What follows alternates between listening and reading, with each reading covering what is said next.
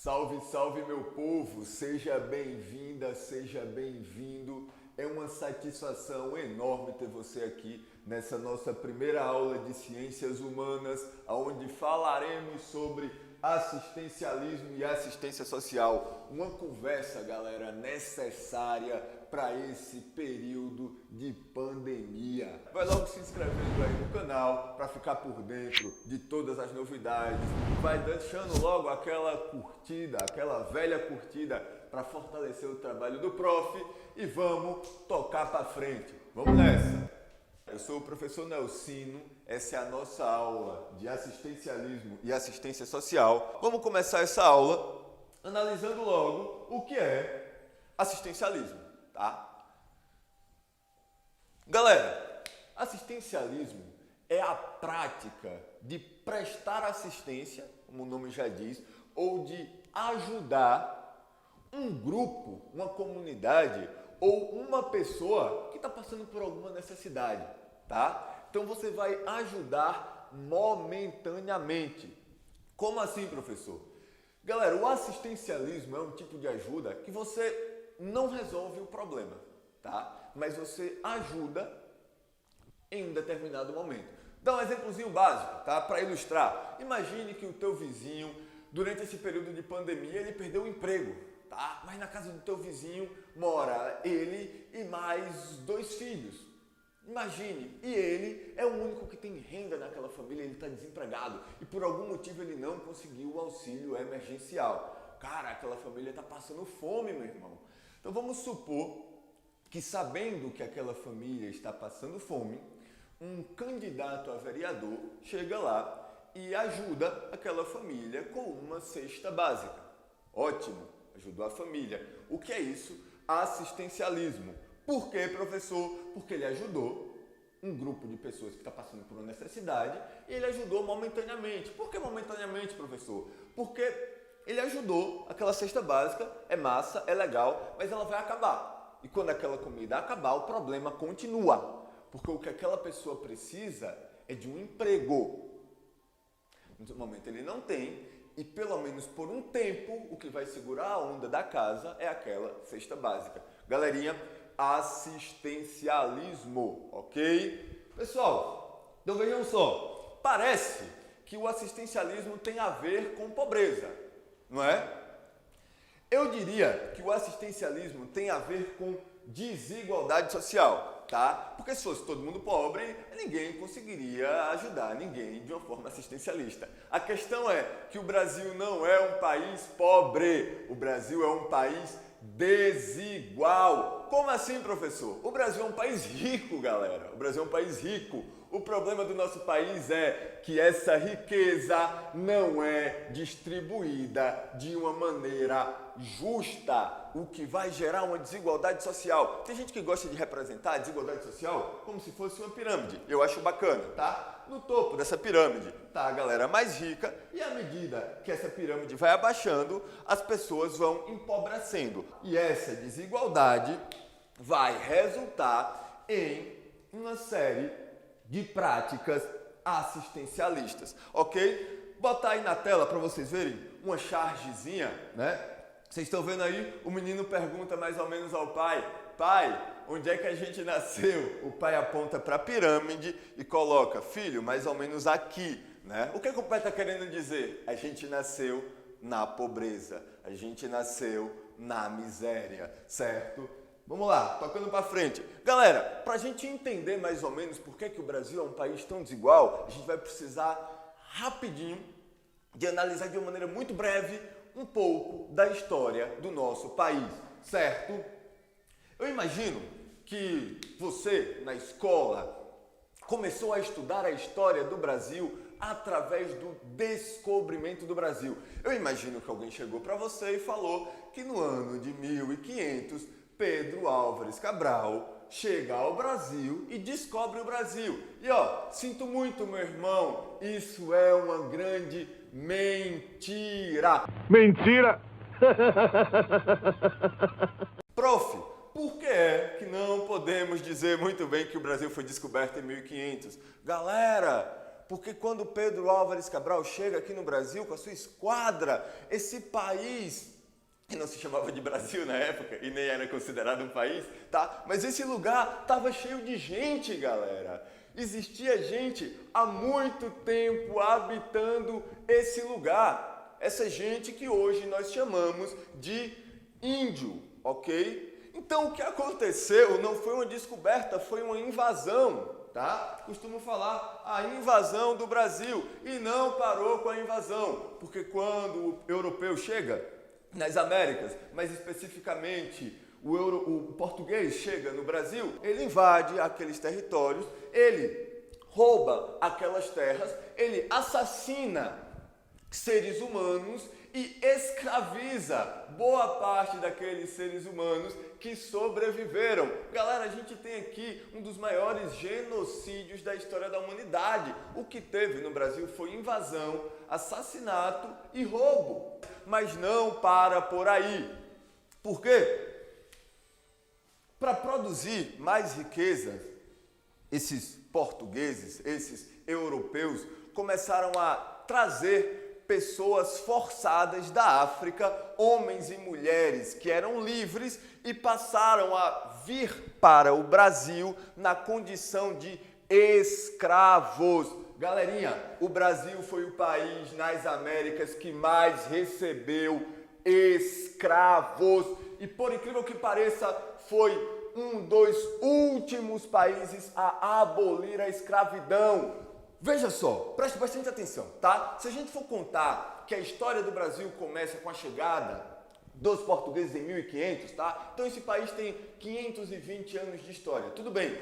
Desses 520 anos de história, mais da metade dele foi construído com mão de obra escrava. A escravidão no Brasil durou mais de 300 anos, durou quase 400 anos, galera. Imagine só, escravizando negros, escravizando indígenas. E você vai falar, não, mas a escravidão acabou em 1888 com a abolição da escravatura.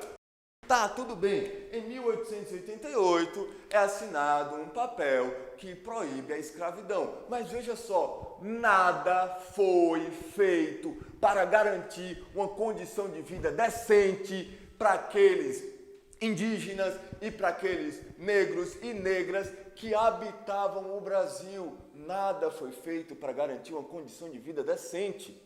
O Brasil tem uma dívida histórica com boa parte da sua população. Você vai me falar, ah, professor, mas todos são iguais no Brasil. Por favor, vamos analisar isso com calma, tá? Todos são iguais porque todo cidadão é um ser humano. A gente tem a mesma capacidade, tudo bem, mas as condições dadas são completamente desiguais. É a mesma coisa de você falar, não, vamos fazer uma corrida aqui agora. Ah, o William tomou café e está de sapato, vai correr 100 metros. Rafaela não tomou café porque não tinha comida em casa e vai correr 100 metros. E Sirleide nem tomou café, nem tem sapato, vai correr com fome descalça. Todos vão correr os mesmos 100 metros. Isso é justo? Aí você vai falar, ah, mas todos têm pernas. Óbvio, ok, mas a condição para essa corrida não é a mesma. Bom, vamos seguir. A gente pode perceber mais ou menos até agora que o Brasil é marcado pela disputa entre desigualdade social e justiça, tá? É claro, o Brasil é um país muito desigual, mas nossa história é marcada pela luta por direitos, tá? Eu não gosto dessa história de que, o brasileiro é pacífico, o brasileiro é acomodado, o brasileiro aceita tudo. Mentira! Cotidianamente tem gente lutando por direitos, tem gente dando a vida para garantir direitos para a população mais pobre desse país. A gente não pode esquecer disso. Vamos nessa. Mas nossa história é marcada pela luta entre a desigualdade social e a busca por justiça. E em diversos momentos a solução para esse conflito foram as práticas assistencialistas. Qual é o problema do assistencialismo?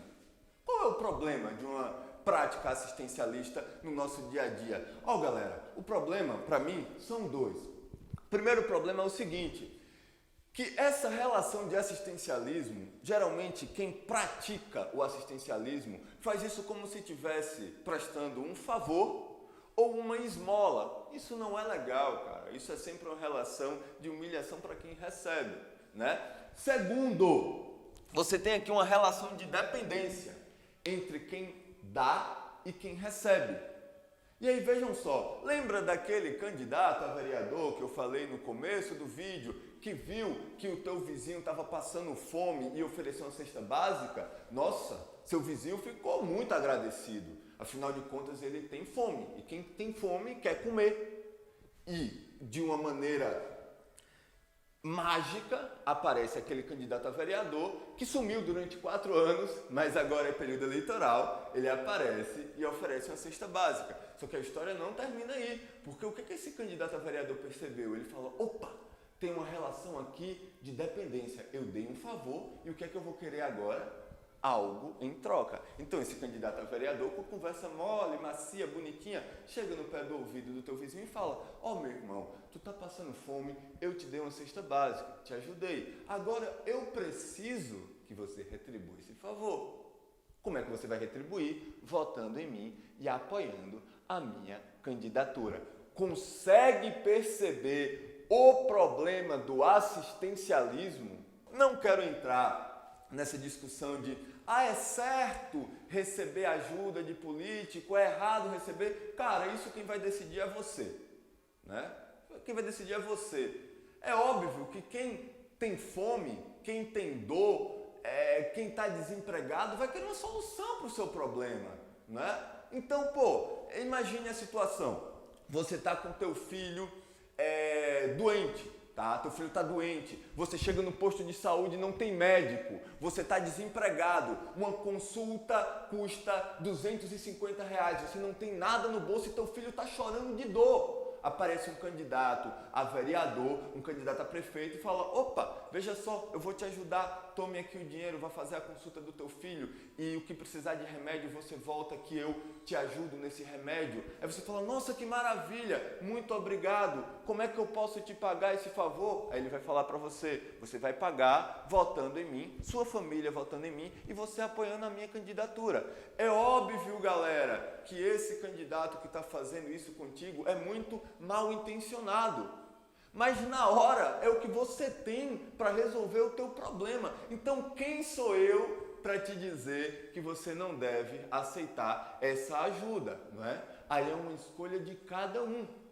mas sabemos, isso não é certo. Não é certo você chegar num posto de saúde e não ter médico para atender teu filho e você precisar dos favores de seja lá quem for. O certo é você ter garantido o teu direito à saúde pública. E quando você for no posto de saúde, no hospital, na UPA, seja lá onde for, você tem um serviço médico de qualidade para atender a você e a toda a sua família. Porque perceba, quando você recebe uma ajuda assistencialista, isso é um favor, tá? Aquela pessoa não tem obrigação nenhuma de te ajudar, tá? Então o que ela está fazendo é um favor.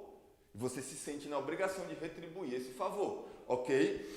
O que eu estou falando agora é que essa relação deve acabar. Eu estou falando agora que devemos ter uma assistência social. Entro agora no segundo ponto da aula, tranquilo?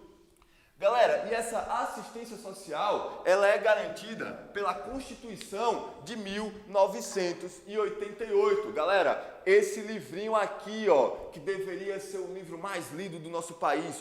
Vou ler um trecho aqui desse livro, mais especificamente o artigo 6º da Constituição.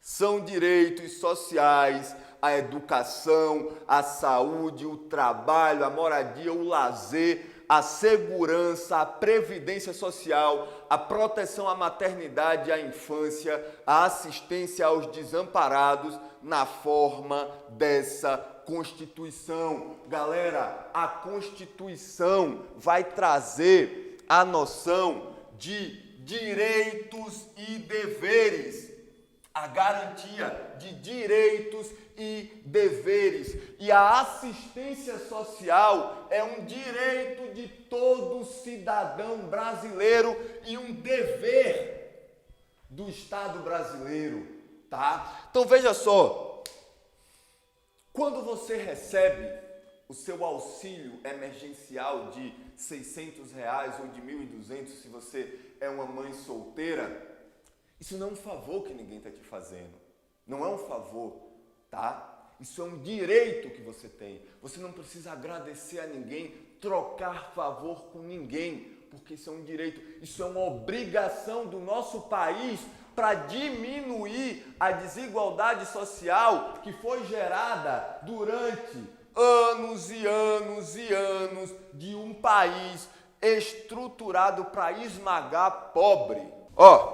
Então vejam só, a assistência social garantida pela Constituição de 88, ela diz que o cidadão tem direitos e deveres, e entre esses direitos está a assistência social, tá?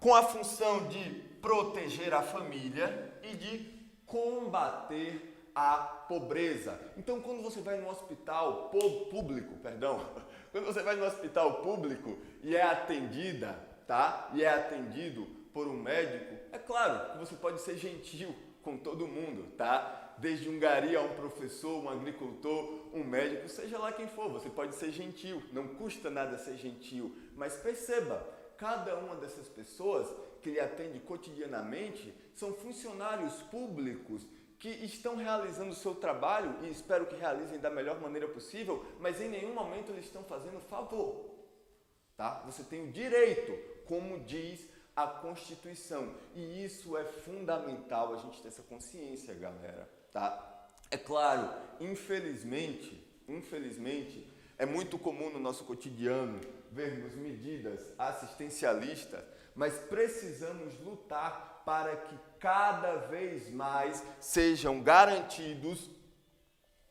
garantida a assistência social, né? É mais ou menos aquela história, né? Entre dar o peixe ou ensinar a pescar, o assistencialismo seria dar o peixe, né? Resolve o problema em um momento, mas quando esse peixe acabar, você vai continuar tendo fome, ok? E isso é muito importante para um grupo de políticos que se elegem às custas da sua miséria, tranquilo? A proposta da assistência social seria a proposta de ensinar a pescar, tá? A Constituição brasileira é compromissada com a redução das desigualdades sociais e a erradicação da pobreza, da miséria. Então, a medida da assistência social tem como objetivo combater a pobreza, tá? Garantir condições de vida decente para cada cidadão brasileiro. E aí, como muita gente fala, galera, o direito começa quando a esmola termina, não é isso? Então vamos ter consciência disso para passar esse período de pandemia com a cabeça erguida e não sermos iludidos por propostas indecentes de pessoas que querem crescer às custas da miséria da população. Galerinha, esse é o assunto da nossa aula, tá? Agora eu peço que vocês cliquem no link, esse linkzinho azul que vai aparecer abaixo na descrição do vídeo e vai te encaminhar para a nossa atividade. Clica aí. Pessoal, chegando na nossa atividade, vocês verão que tem um local para você colocar teu nome. É importantíssimo que você coloque teu nome, tá? Para eu saber identificar de quem é a atividade. Teremos algumas perguntinhas básicas, se você gostou da aula e como podemos melhorar essa aula. É fundamental que você preencha essas informações, porque nesse período de isolamento, como eu não tenho contato presencial com vocês, a única maneira de eu saber se as aulas estão sendo bacanas ou não é através desse questionário, tranquilo? Você vai colocar aqui se você entendeu o assunto, sim, não, um pouco, e com base nesses retornos que vocês estão me dando, eu vou melhorando o que tiver de melhorar nas nossas aulas, tá? Aí aqui uma perguntinha básica, o que é o assistencialismo? Você vai marcar uma dessas duas alternativas abaixo. Se você concorda com o assistencialismo, sim, não, um pouco, vai marcar também uma dessas alternativas. E aí, por fim, duas questões de escrever. Primeira, você acha que o Brasil garante o direito à assistência social para toda a população? Por quê? Galera, você vai colocar sim ou não e vai justificar a tua resposta, né? Vai colocar por que você pensa dessa maneira, certo? Questão 2. Em sua opinião, o que deve ser feito para o Brasil se tornar um país mais justo? Também isso é relacionado à maneira como você vê o nosso país.